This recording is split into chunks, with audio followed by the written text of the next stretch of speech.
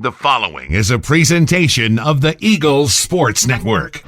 This is SeeingEagles.com. I'm Matthew Osborne. He is Carson-Newman baseball coach Tom Griffin. Eagles get the doubleheader sweep over Northwood today, 12-6 in Game 1, 3-2 in Game 2, and first off Game 1, coach, was the Brandon Roberts show. He had 5 RBIs, a career high for him. He was a double shy of the cycle. What was the key for him going up there and getting hits at the plate? Well, first off, he's what we would call a Carson-Newman baseball player through and through. He's a hard worker. He's a great kid on and off the field.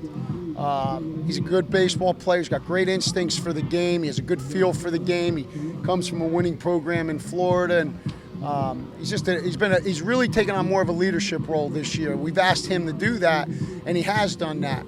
And couldn't be happier for him. He's such a great kid. You love to see that happen to a young man like him, and it's good to see that because he worked so hard, and he's been a good player for us for 4 years, a 4-year starter. So that was outstanding. The entire offense in that first game really woke up.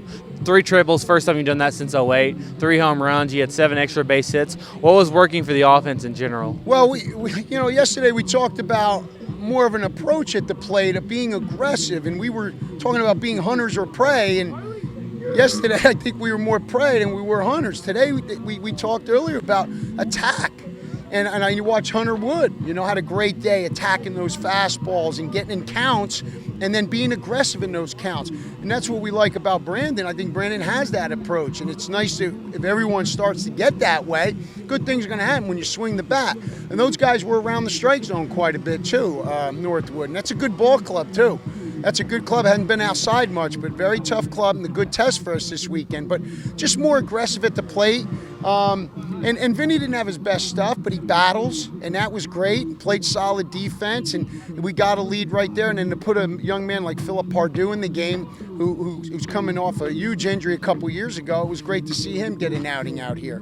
Game 2, we didn't hit it as well, but we had some big hits again when you look at Brendan and Campbell and Roberts, but then the pitching really stepped up. Mr. Rabbits, our freshman pitcher, was outstanding for his first college outing. Very impressive, great composure.